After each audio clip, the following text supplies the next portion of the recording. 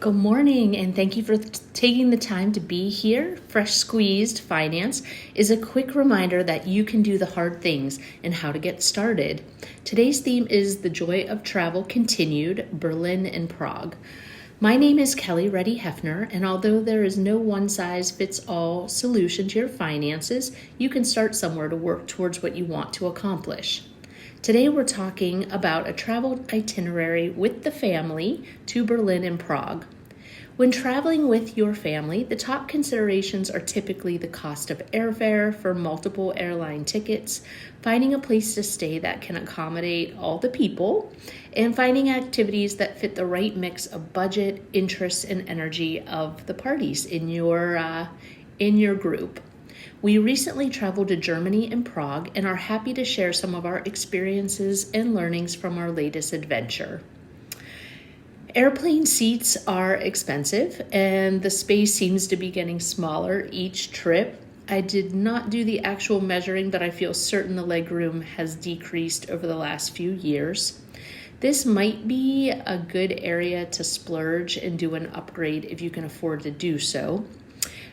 Booking plenty of time in advance gives you a greater opportunity of being able to secure seats in a section that have a little bit more legroom. If you can't do the splurge, which is quite reasonable, we were not doing the splurge on this last trip ourselves. I do recommend dressing in layers for the temperature. We found the middle section of seats to be warmer as we traveled than when we sat on the left or the right side of the aircraft. We like to grab a snack in the airport to take on the plane for our meal, along with filling up our water bottles. We do pack lots of snacks, comfy eye mask, and lots of movies are downloaded for our entertainment. For hotels, we found on this trip that apartment-style housing was best for us. In Berlin, we had a great experience with an apartment that had a separate bedroom space, kitchen, balcony.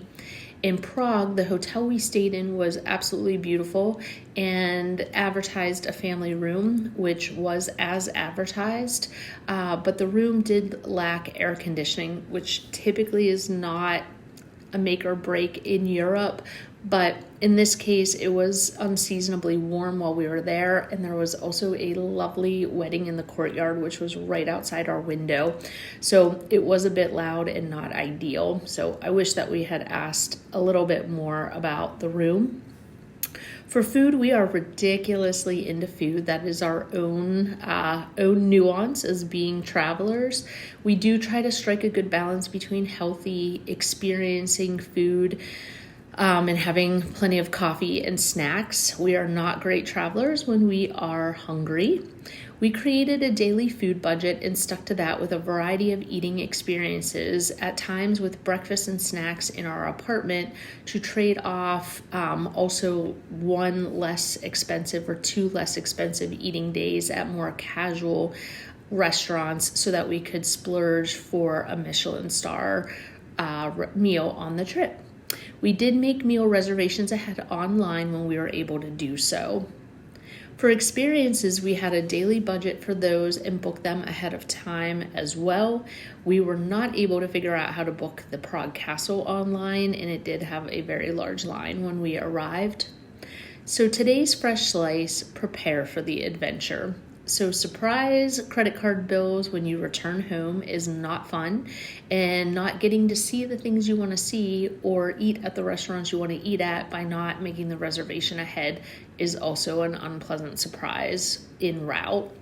So our itinerary for 8 days in Germany and Prague started by flying into Brandenburg Airport in Berlin.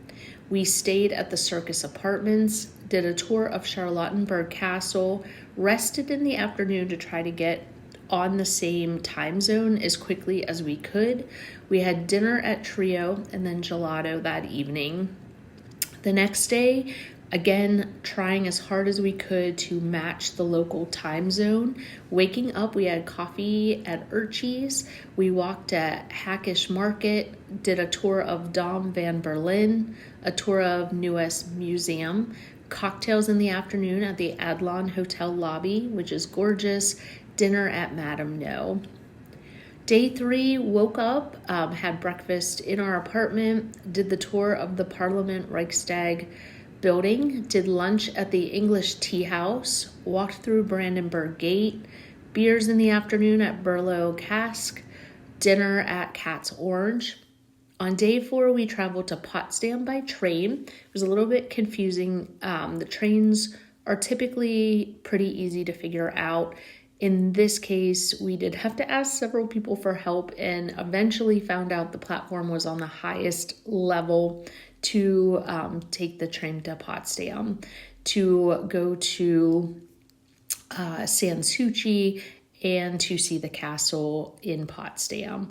So we toured everything in that area. We had lunch at Drachenhaus. We also did the tour of the historic mill, which was very cool. Walked through the gardens. There is a dinner restaurant place, Zur Historischen Mühle, and that was pretty good as well. On day 5, we traveled by train to Prague, had breakfast at Alma Cafe, walked to Prague Castle and St. Vitus Church. We did have a splurge lunch at La Degustation, which is the Michelin star restaurant, strolled through Old City, and then went to Kuchen for dinner near the castle. That day of meals was pretty cool, one of our most expensive, but La Gustation is new interpretations of Czech and Prague dishes.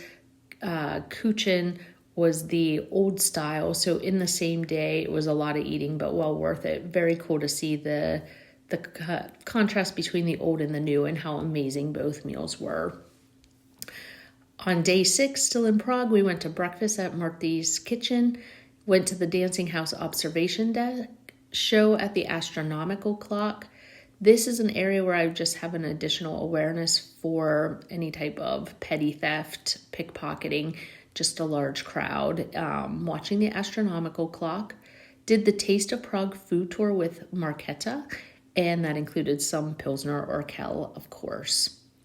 On day 7, we got food to go from Nasi Maso to take on the train and then took the train back to Berlin. When we arrived back, we looked at Checkpoint Charlie, had additional snacks at the Kadawi Food Hall, went to see the Topography of Terror, shopped at the Ampleman store, drinks at the Monkey Bar above the zoo, dinner at the India Club at the Eldon Hotel, and then visited the Memorial of the Murdered Jews. On day 8, we departed Berlin, and we were lucky to fly through London, so we stopped to grab a snack basket, picnic lunch from Fortnum and Mason for the longer part of our flight, and then returned home. Thanks so much for tuning in, and I hope that you have a great week. Get out there and get it done.